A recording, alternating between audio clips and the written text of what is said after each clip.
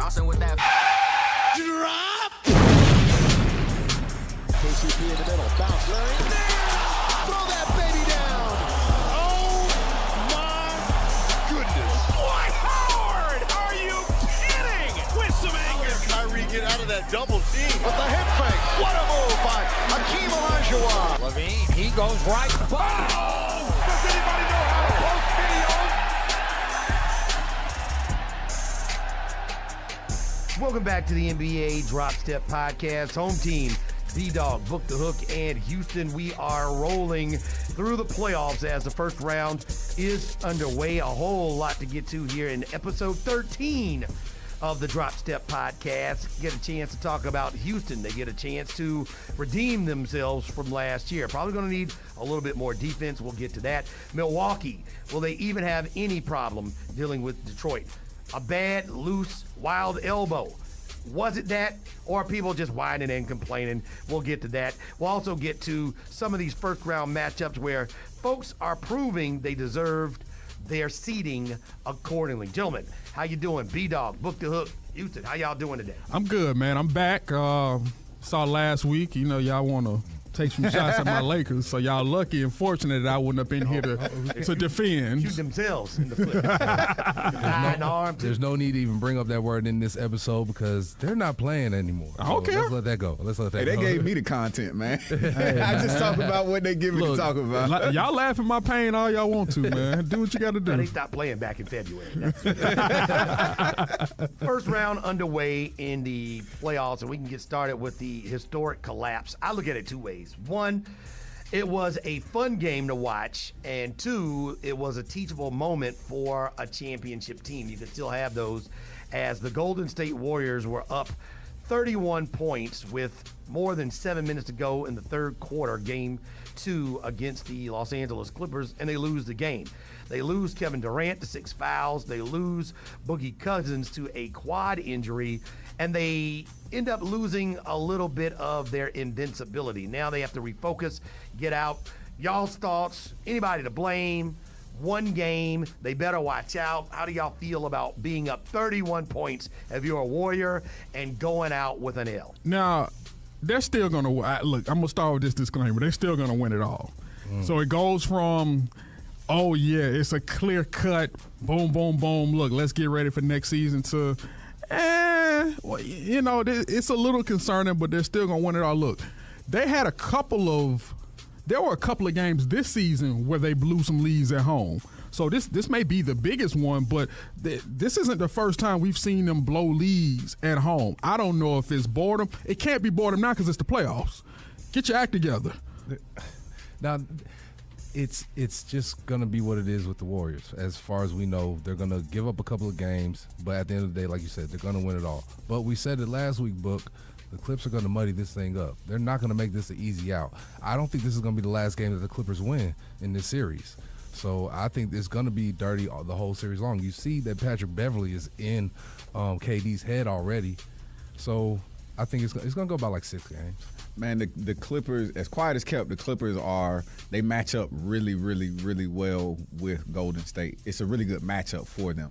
They go to the free throw line a crap ton. They slow the game down against Golden State, which is an advantage for the Clippers. I don't know that they'll get another game because Golden State knows that Golden State won't look like this next year. So they've got a little bit of extra fuel to go get it right now while they're all together, at least right now. So I think that will be their motivation, and they've shown that they're a little bit vulnerable, which will give them incentive to get it right. And if I'm Kevin Durant, when it comes to Patrick Beverly, look, I have to show some mental fortitude here. I can't let that's Patrick Beverly's game. He's not the most talented guy, but one thing that he can do is rough you up. He plays great defense, and he gets inside of your mind. And that's exactly what he did to KD in Game 1. But if I'm KD, I have to do my best, understand who I am, the second or best player in the league, whoever you are, whatever you think. And I can't let him, who is a foot shorter than me, get in my head and stop me from doing the things that I know I can do. But that's what he's known for doing his whole career anyways. Yeah, but you're not going to be successful at just playing a cool game with him. For one, you got to show him that you're not going to back down. Right. But two, like, you at some point you got to learn how to show that, but still play my game. It was a bad call in the first place. It wasn't like he really pushed him. You know what I'm saying? He got pulled into the action, and Patrick Beverley sold it. But you still going back and forth with it is going to lead to even more text. And so now, what the rest are going to do with the rest of the series? They're going to call everything. I think Patrick Beverley is winning because he is impacting. If I were KD, because I love trash talk. I think trash talk is effective when you can influence and impact your opponent. Absolutely. And it obviously is influencing and impacting Kevin Durant. Stupid fouls, him responding and reacting. If I were KD, if I could have that kind of skill set, or if I were KD, I wouldn't even say anything to him, but I'm KD, dog, and there's nothing you can do about it. Take that. Free throw line, I'm KD, dog, there's nothing you can do about it. Take that. Three-pointer, I'm KD, dog, there's nothing you can do about it. Take that. And that's what will be my trash talk. And after about 50, 60 take that's, him running around and acting tough and being energetic, that's good for him. And his team has no impact on me and the Warriors. But right now, Patrick Beverley is having an impact on Kevin Durant and the Warriors. Don't forget who you are. Let that man do what he gonna do. Let him play his little game. You can't let him take you out of your game, though, because you got to understand how important you are to your team. You got to understand what you all are trying to do. Yeah, they got the same goal, but them getting to where you're trying to get to is not as realistic. You understand where you are and what you're trying to do. You understand that history is on your side. Like, don't let that man who's a whole foot shorter than you get in your head like that. The thing about it is, Patrick Beverley he's doing his job. Like, oh yeah, he's doing his job. He's playing his role. Like, he is a specialist. He's a defensive specialist, a trash talk specialist.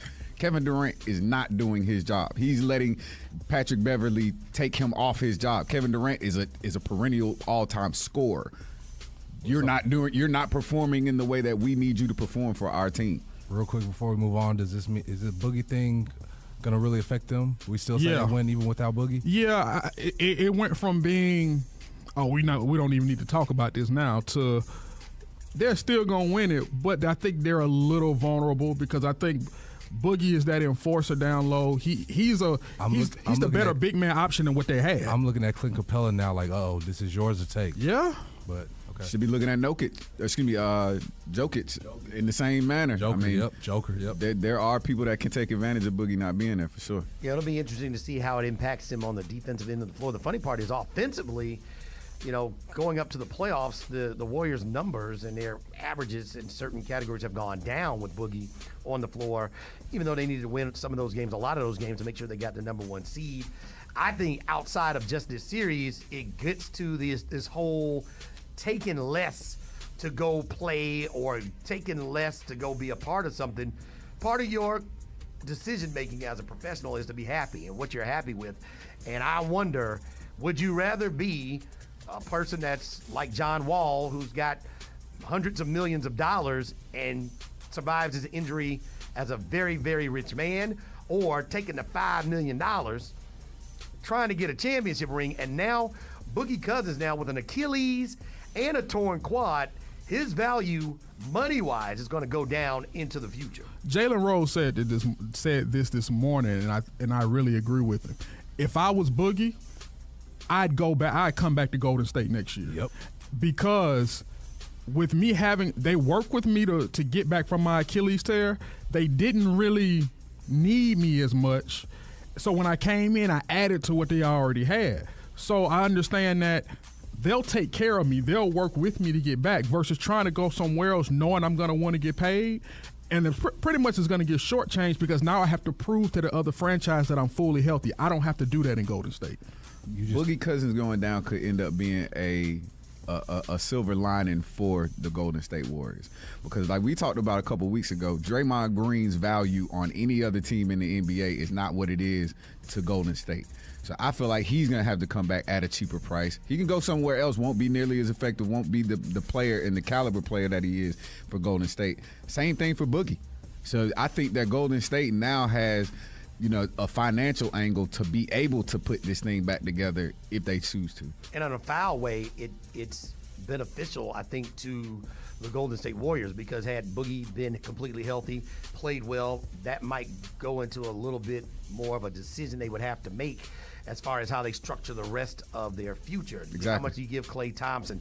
Do you keep Draymond for one more year? Do you move Draymond? Do you switch everything up with Boogie now being on for a longer period of time? And now with his injury, I think it's easier for them to move on and say, we don't feel comfortable with his physical abilities now moving forward. Now they can take that out of the equation. When you look at what else is going on, Portland, they're showing why they're the number 3 seed and why they're the first team to get to 2 wins, won both of their home games as they get ready to head to Oklahoma City.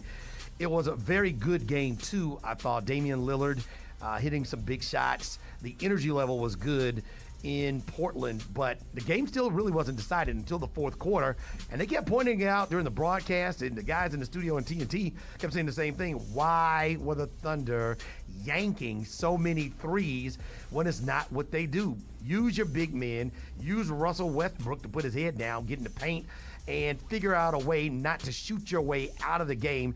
5 of 20 from behind the three-point arc, and it cost them the game. The Thunder, if you look at a team that panics a lot when things aren't going their way, the Thunder would be the poster child of panicking in the NBA.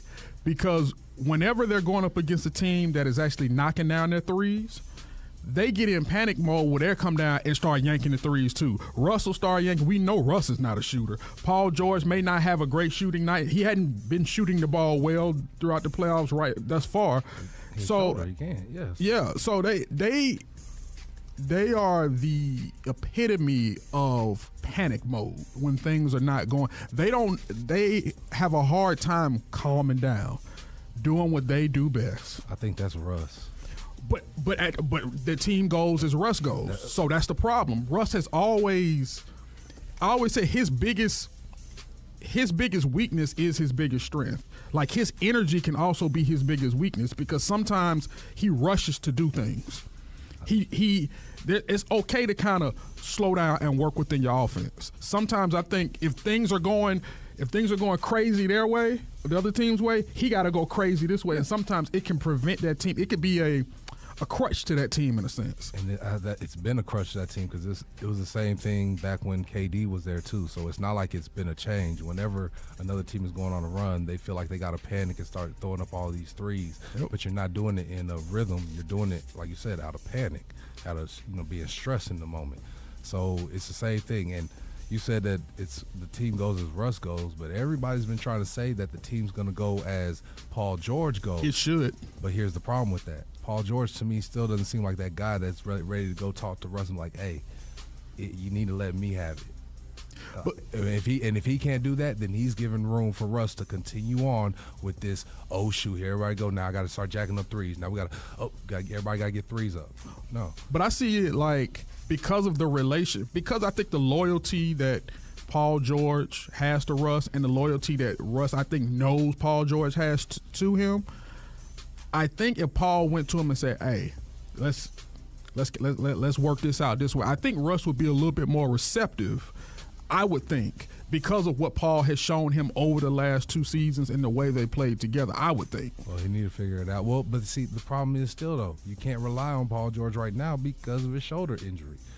So he himself needs to stop throwing up threes, get to the basket. Let's get to the free throw line.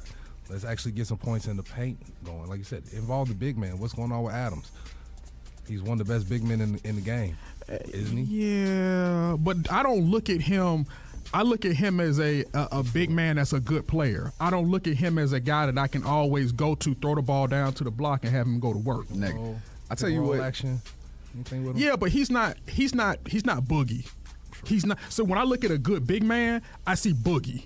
When I look at a good big man, I see Joel Embiid. Somebody I can get a ball to on the block. I say go to work. Steven Adams is They ran the play last night, though, a 1-5 pick and roll, and Steven Adams just get to the rim. You just roll to the cup, and I'm gonna throw it up. Catch the ball. They ran it out and put it in the hoop. Right. It was a play. They ran out of a timeout, and Russ lobbed it up. Steven Adams throw it down for the oop. They don't run a real offense.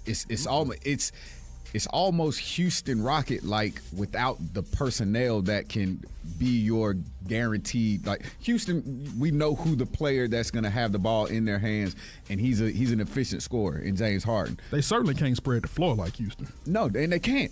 But they try to play a similar style of ball. Like they have to, in my opinion, they need to start running more pick and rolls and getting to the cup. Like get the ball in the paint where they do have the advantage over Portland, which is Steven Adams, just like you pointed out. Does Russell Westbrook need to do anything differently? Because, he wasn't himself, but he was 1 rebound shy of a triple-double. Yes, he was himself, but he wasn't himself in that Damian Lillard has outperformed him late in the games and overall with his overall point production. I think Russ getting a triple-double is not as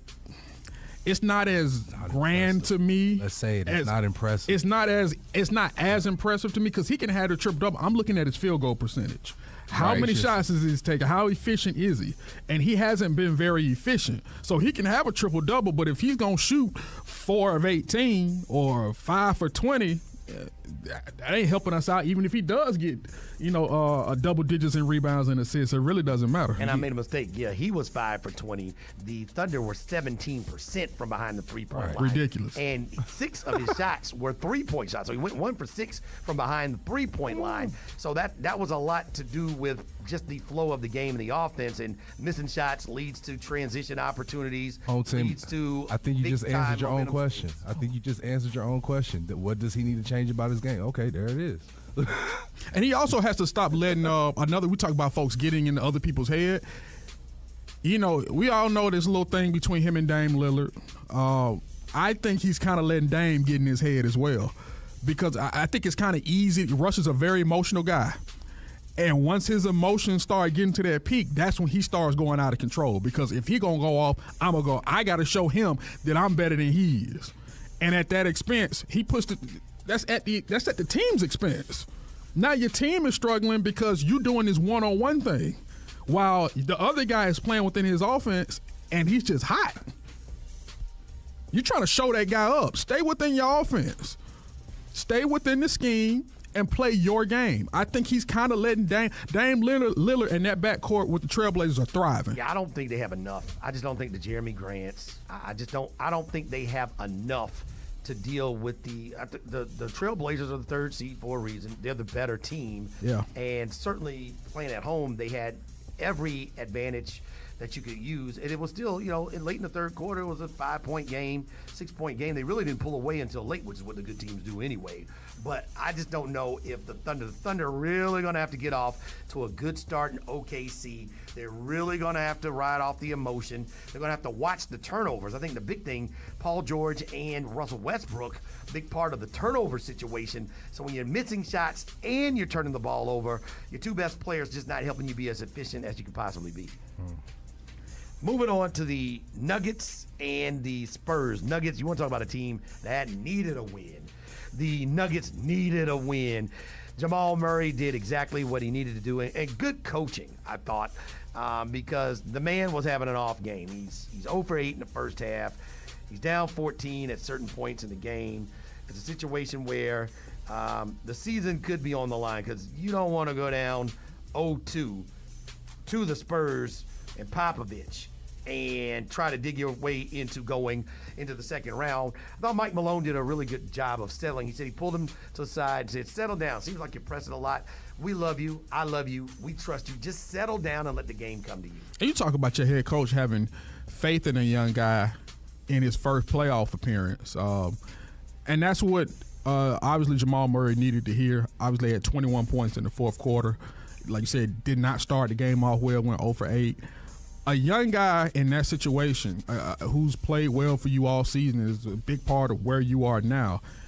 He needs to hear that from his coach instead of, you contemplating sitting him down. You need to continue to ride the horses that got you there and say, look, calm down, be easy, play your game. And once he told him that, the man took off and led him to a much-needed Game 2 win. But if I'm the Spurs, getting Game 1 on the road, I understand that the Nuggets came back out in Game 2 and did what they were supposed to do and had a big win, but they needed that. The Spurs, if you're the Spurs, you're thinking you shouldn't have let us get Game 1. Shouldn't have. Good. Kudos to you for coming back and getting Game 2. We allowed that to happen. Y'all played better ball towards the end, right? But you never should have let us get Game 1. You let a team that the Spurs barely talked about all season. They've been kind of written off. You know, you kind of tried to watch to see what was going on with DeMar DeRozan down there in a Spurs uniform, but at the same time, you didn't think they were going to do much. You let them sneak Game 1, and now they're going back to San Antonio for 3 and 4. Well, they play very well. They play very well. And, you know, in the past, Pop teams have played better on the road than they have at home, but this team has played. I think this team's the opposite. Right, they play very well at home. It's still the same mentality that they are a Coach Pop type of team, but at the same time, they do it a different way than what Tony Parker and them would have done it. Right. So, Pop is, you interview Pop at the end of the game, whether it be in a win or a loss, he's still going to have the same demeanor. It's always going to be looking at what they could have done better, what they did wrong, what they need to fix going into the next game. Whether this series is 2-0 or 1-1 like it is, he's always going to find other things that they need to do to be more efficient and to be better. But deep down inside, I know he has to feel great about getting the split and winning back home court advantage. Yeah, it'll be interesting to see, how that series turns out. I expect the Nuggets to win, but the Spurs are tough out, brother. And they're going to be well coached. They're going to just play their style of basketball, run their stuff. And I think this might be the series, I think, of all of the first rounders that might make it to 7. Mm-hmm. I think both teams are going to be well coached. I think that the overall better team might be the Nuggets, but the overall coaching advantage is certainly going to go to Pop, even though he might not have his best team that he's ever had. Switching over to the Eastern Conference, the Raptors, they get back in a big way. They stomped the Magic, their biggest win in franchise history, 111-82 after Orlando stole the first game. And I think they took those guys a little bit too lightly. I think they just didn't come out with it. Kyle Lowry with only 9 points. He has to answer the bell along with Kawhi Leonard, and he has to bring it every single night. And certainly they got off to the start that they needed, led from wire to wire, and that's what they needed to kind of get things on track. Just like I think the other series could go 7 games, this might be a situation where now the Raptors have their business in front of them. Maybe they don't lose another game this series. If I'm Kyle Lowry, Game 1, I end up with no points. No points, 7 rebounds, 8 assists, whatever. It doesn't matter after the no points. I'm an all-star point guard in the playoffs. I'm the second best player on this team behind Kawhi Leonard. I don't want to hear from you after the game talking about just because I had no points, that doesn't mean I didn't affect the game. Shut up. Shut all the way up. Don't say a word. There's no all-star point guard in this league, especially in the playoffs, who's going to sit up here and say, you know what, even though I didn't score no points, that didn't mean I didn't have any effect on the game. Bruh, you are in the playoffs. So you're telling me you let DJ Augustine, who is talented, but he's not a all-star point guard. You're telling me you let DJ Augustine outdo you on your floor in Game 1? Man, get up out of here. Ain't no way in the world. That makes no logical sense. And this ain't the first time. Kyle Lowry has been inconsistent before, plenty of times. You could stop there. I thought I was really going to come in here and try and leave it alone by talking about playoff Lowry, but here we go with playoff Lowry. I was going to leave it alone. You came in the first game and give me a goose egg. I'm like, come on, bro. Like, you just can't do that to me now. Like, I'm thinking you have gotten past that hump. You've got Kawhi Leonard here now to help you with this, so the pressure should be off. You should just be able to go out there and just play at this point. But come on, man. 0? Goose egg? What did he have in the second game? 22. 22? Okay, so that's why I was going to leave it alone. Because at least you showed me something more in the second game. Y'all showed me that, okay, we're over that. Maybe we can get past that and we can really move on. Like you said, they shouldn't lose another game in this series. I don't think they will. It should have been a sweep. I don't know about that. Because you're going back to Orlando, I don't know about that. I just don't know. I don't expect them to score 82 points. I don't know where their scoring is going to come from if Kawhi and Kyle Lowry are both on. If Lowry is scoring and handing out the dimes, I don't know where the scoring is going to be coming from to match. I think Vucevic is certainly, you can count on a double-double from him. I don't know if they can keep up with the pace, or when you get to the fourth quarter and you get to close in time, if they'll be able to close the deal. That's fine. But By no means am I sitting here saying that the Magic are going to win this series. However, with them getting game one, we talk about splits. We talk about teams who are in situations that they probably should not be in. Should the Magic really be in the playoffs? Probably not. But because they're in the East and that's the way the seeding has it, they're in it. So for them to be able to steal game one and then put the pressure back on Toronto to take game two, now you're going back for two to Orlando. That's a team, that's a number 8 seed who is feeling good about themselves, who should not be on the floor with you. 7, whatever. Still, shouldn't be on the floor with you. And they have a certain level of confidence going back home. You talk about a guy like DJ Augustine. You talking about a guy like Terrence Ross. You talk about pronounce his name for me. Vucevic, I'm sorry. Mr. Double-Double. Vucevic. So you got... Vucevic, I'm sorry. Say that fast 3 times. So you got some of these guys who they're walking in there with their chest poked out a little bit. If this was OKC and Portland, I could see all this working. And yeah, we're going back for 2 games at home. This is Orlando, bro. They're not. I don't think they. Okay. They're not even gonna win one at home. I don't believe. You may be right. I'm just saying, watch out because they weren't supposed to win game one. True, but see, I think they just were taken lightly. Taken very lightly. My thing is, if it's this is my problem with teams taking other teams lightly.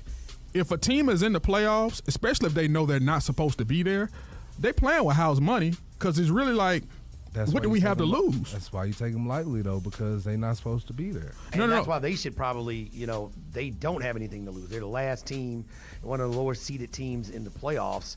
Just go home and be loose and have fun. Right. And Nikola Vucevic. There we go. Say that fast 3 times. It's going to be a big part of their offense. I just don't know if Aaron Gordon and those guys can match. Kawhi Leonard really changes the games on both ends of the floor. And if he has it going late, he can get you from the outside, use the screen and rolls. He can go with the pick and rolls from the top of the key. He can get to the free throw line. He just has that superstar sauce that changes the entire series. And I think, the Magic did their job. They stole home court advantage. They did what they were supposed to do. But I think sometimes you can also anger the bear and wake up the bear. Once the bear is open, sometimes you just smell and look like food. Look, I got Toronto in this series, and I'm not saying by any stretch that they're losing this series. I'm just saying, it's going 6. I'm just saying 7. That the Magic are not going to roll over. And when you have the opportunity to take care of a team that you know is not supposed to be there, do not get that team light. Because like I said, they don't know no better. They don't know no better. They there. They're like, we just going to play. You heard it here on the Jump Set podcast. I didn't say a thing. You said that. They don't know no better. So when you got somebody there that don't know no better, they just going to play. And then the pressure's all on Toronto because it's like, well, can Toronto do what they're supposed to do with the 1 year that they have Kawhi? No, I don't think it'll go. I think it may go 6. Oh, all right. Because that means that the Magic are going to win at least one game at home. Oh, we'll see. They get a chance to decide it on the court. Elsewhere in the East, Joel Embiid and, more importantly, Ben Simmons came out. Ben Simmons started talking about the crowd. I'm one of those guys, you don't ever talk about the crowd. I don't care what they say. I'm talking about the home crowd. If they're booing, it's probably because of something you're doing, okay? Thinking it up. When you're getting booed at home, there's probably a reason the fans are booing. Especially in Philadelphia. I don't think it's right. I don't encourage it. I wouldn't do it.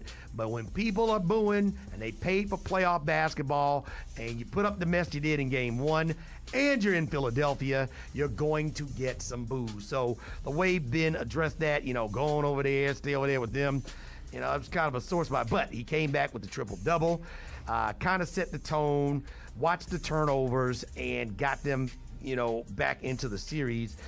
A lot was made about, his turnaround and what he did, and he certainly was a catalyst for getting them off to the good start. Now, by the way, 51 points in the third quarter with an NBA record. They had to do what they had to do in game 2, because in game 1, there's another team that don't know no better, Brooklyn.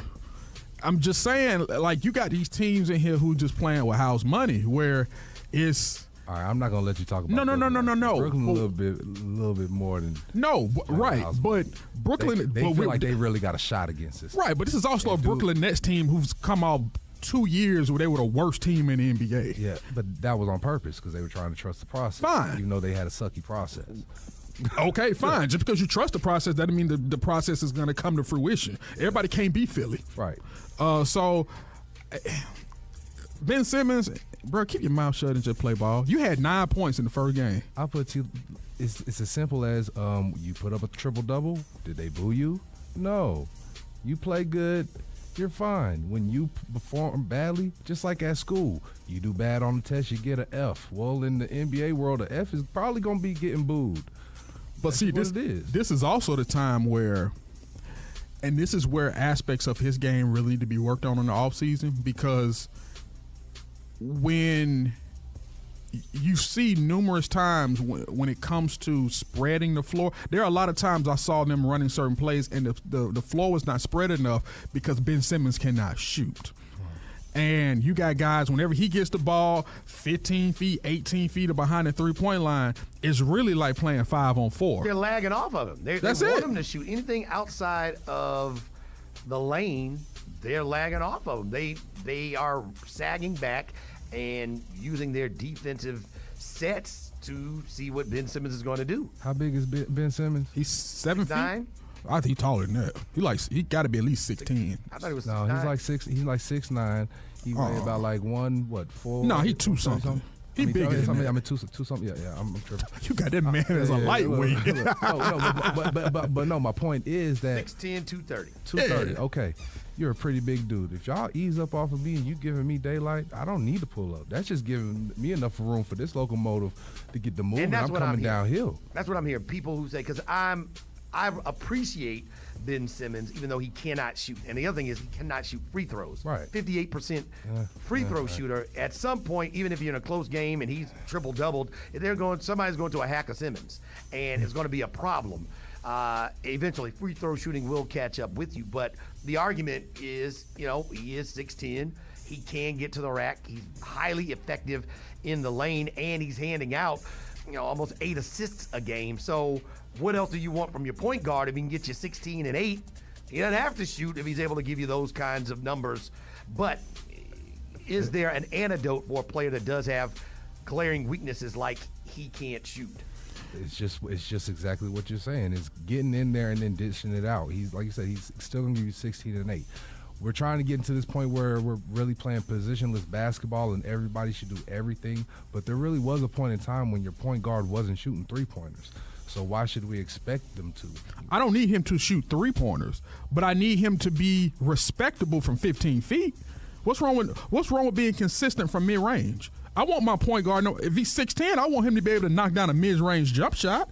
I don't want my the opposing defender to look at my guy and throw his hand up, say, I ain't even got to worry about you. There are times where you're going to have to, it says something to be able to be effective from multiple places on the floor. This is true, but when you have weaknesses like that and you know that you can't go to him outside anyways, if I don't want to get it to him inside, then I'm going to go to the guy inside who can get it done and who can make a free throw like Joel Embiid. Well, let's go to Joel Embiid. Please, let's go Joel Embiid. This is...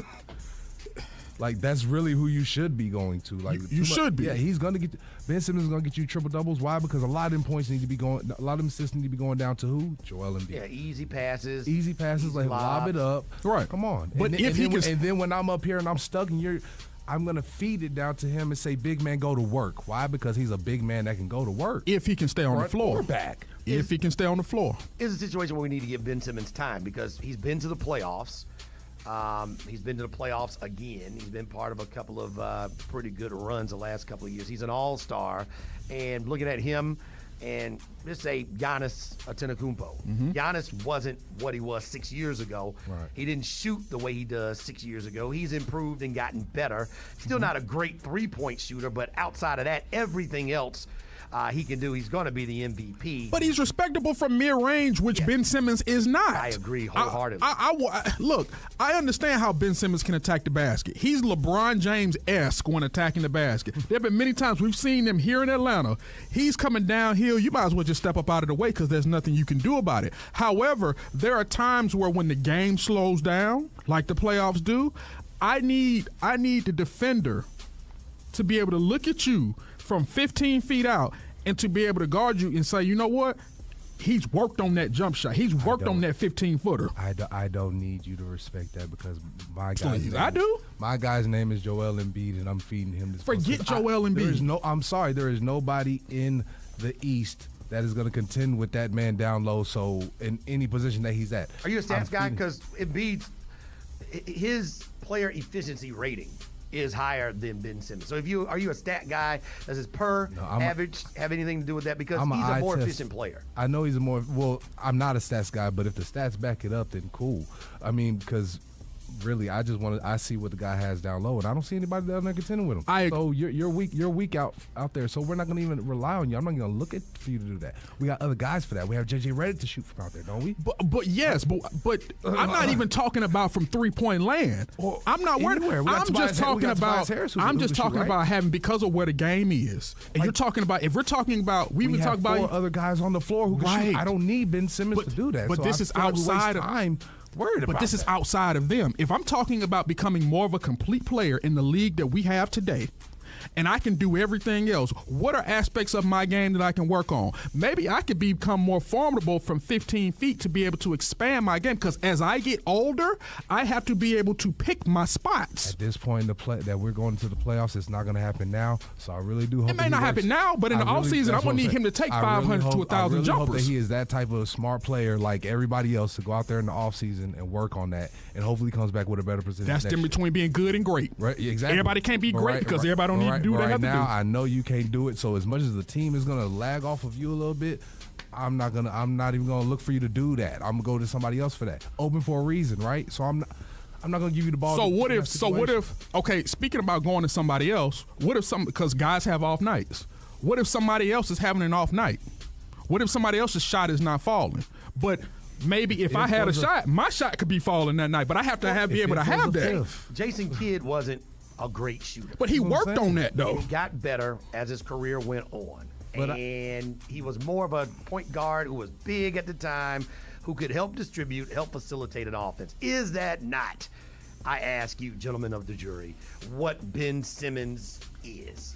And with Joel Embiid being a guy who is a threat to go outside and bring a big out with his 3-point shooting ability and his way to dominate at the rim, is that not a good combo? You see these bows he's out here throwing on these guys. Come on, I get it. Run out of the game. I'm not laughing about it. I'm not elbow without E.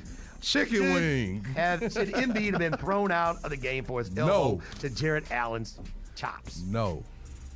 I think it was a legal play. I mean, it looked like he was just making his post move and he hit a shorter player. I think he loaded up. It's called the what? He knew what he was doing, but he's a smart cat. I saw him load up. Now, had it been a bigger player, he might have caught some elbow to the, as Gordon Soley from wrestling used to say, to the solar plex. To the solar plex. But he would have hit a big man higher. He hit Jarrett Allen right in the chin and knocked him down. Right in that jaw.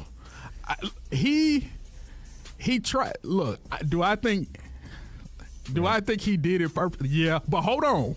But I also think it was well from, because his hand didn't come off the ball. Bingo. His hand did not come off the ball. However, it's one of those things where if your face is in the way, hey, your jaw turning to glass. I saw him load elbow, shot fake. But it wasn't. But he knew. Oh, he said, your face gonna be right there. I'm gonna knock this out. He knew what he was doing. Bro, that's a beautiful move. Yeah, like the beautiful move with Joel Embiid executed a perfect drop step spin move against Jarrett Allen. Jarrett Allen was in the way, which Joel Embiid knew he was going to be in the way. He knew it was and there. He continued his move. Yeah, he did not take his his hand off the ball, which is what you teach a big man to do. Right? Was it borderline? Yep. Of course it was. Yep. But within the writing of the rules, Joel Embiid used them to his advantage. It had a perfect mixture of everything. A perfect mixture of everything that just made it look amazing. That wasn't right for Jarrett Allen because he the one that had the jaw that turned into glass and it shattered everywhere. But from a viewer standpoint, it was beautiful. Continuing on in the East, Milwaukee's up 1-0 over Detroit. Game 2 coming up before this podcast. This is the series that will be the least watched because it will be over the quickest. This is the biggest mismatch, and I really think that Adam Silver in the league should consider just letting this thing be over in 3. Bucks in 3. Just shut it down and let the Bucks get on to the next round. Yep. Detroit has no shot to win, or I don't even think compete in this series. They're going to get bludgeoned and blown out, and you have situations where Giannis is jumping from the free throw line, dunking over folks. This is complete, total, an utter mismatch of teams, and hopefully it just works out where the Bucks get through injury-free and we can get them to the next round. Who do the Bucks play in the second round? Well, they'll end up playing the winner of the Pacers and the Celtics, so we'll get a really good second-round matchup. Okay, so this is the equivalent of practice. This is practice that just happens to count in the playoff category. The 76ers will get the winner of Toronto and the Magic. Okay. And the Bucks will get the winner of the Celtics and the Pacers. So, again, this round right here against Detroit is just glorified practice. This is like we were talking about earlier with the Clippers being a good matchup against Golden State. This is the worst possible draw that Detroit could ever pull. Well, Detroit's an early to mid 2000s type of basketball team. Like, they're still stuck in that type of basketball. I'm just happy to be at the party, bro. I mean, essentially, but they just don't have the types of players. Up when they traded away that draft. It don't matter. But like, who did they trade that? That's to the Clippers, right? Yeah. That's when you mess up. If you don't have a star player and you get your hands on a guy you think is a star, he's got to produce, and it doesn't look like, at least right now, that Blake Griffin is going to be able to produce like they thought. So now you got the guy ponied up for another 4 more years. You have a problem in Detroit where, you're not going to win games. You got a guy eating up most of your salary, and you can't compete. So, I have a big problem trading away the future because you don't know what the future holds. And I think that's the biggest thing that's going to hold the Pistons back from being what they want to be. This team, boy, it don't get any worse than this. This is the series where I'm kind of like, do I really need to watch these games? No, you just need to see the highlights. You don't. What is Giannis doing on the floor? Everything. Giannis is doing Giannis-like things. Yeah, no, I'm not. No. After that first quarter of the first game, man, it was a wrap at that point. They took off running from those guys, man. Milwaukee, man, they're gonna gain a head of steam kind of heading into the second round of the playoffs, which is gonna be interesting to see. It's funny you say practice because this is kind of them, kind of getting a nice little lather for the playoffs for what's to come. So second round could, based on these games right now, if these boys pick up that head of steam and they think they're unstoppable heading into that second round, Boston and or Indiana better watch out, man. And the crazy part about it is Blake Griffin didn't play, but he got some action. He got a tech. Did he? Yeah, I missed that. He get a text whether he's on the floor or off the floor. He got a text. Yeah. See, I'm gonna get in that box sheet. I'm gonna get in that box score. I'm gonna get that tech. Celtics and Pacers still has the makings of a pretty good series, but without Victor Oladipo, it's going to go the way of the Celtics. How much of a fight can they put up? I think they're just going to be out-talented, and it's just going to be a situation where Kyrie Irving's playoff experience is ability to help close out games, and now that he's healthy here in the postseason again, I think it's just too much for the Pacers to overcome. Even though it looks like 1990s battle, 2 tough teams. I think the Pacers have shown how tough they are, but they're just going to be out talented, and it's just a matter of time. That score was what was it, 92 to 87? Yeah. Like, what in the world? Like, where's the offense at for real? They just it was like 80 something to 75. Yeah. Oh, Indiana they don't fill up the stat sheet just because. I fell asleep because I'm in the middle of dealing with my own issues. So if something like that, so I'm like, I can't even pay attention to that. Yeah, they play a slow brand. They play playoff basketball during the regular season, what I mean is like they play a really slow half court, no real ripping and running. I'm gonna try and turn you over type of basketball, which is good for the playoffs. I think they, just like you said, home team, without Oladipo, they just really don't have that go-to score. They're depending on Bogdanovich to be their primary scorer at this point, which is, kind of indicative on how this thing's going to stay I feel bad for that squad. I really do. If I had to really feel bad for a squad, it's the Pacers because, your leader is, went down with another injury, and now y'all out here thinking that you're going to have him trying to make a real playoff push, and you're not. And it's kind of like, dang, now they just out there looking like a lost cause. I don't feel bad for them. The same thing happened to the Celtics last year. Early on, they lost, and then they lost Kyrie later on too, and they still made it to the Eastern Conference. Yeah, but they don't have the Pacers don't have that level of talent that the Celtics do. Or depth. When you talk about how deep that the talent goes for the Celtics, it's just a matter of attrition. I hated it because I wanted to see Victor Oladipo this version around because they were right there last year in the playoffs and they just came up a bucket short. And I wanted to see how he came back from that because I think he is supremely underrated for what he means to his team and what he means to the NBA, just because he's not a household name. But unfortunately, the injury took that away from the Pacers and from us as NBA fans, so we'll see how it rolls. So how many games do you think, home team, how many games do you think this is going to go?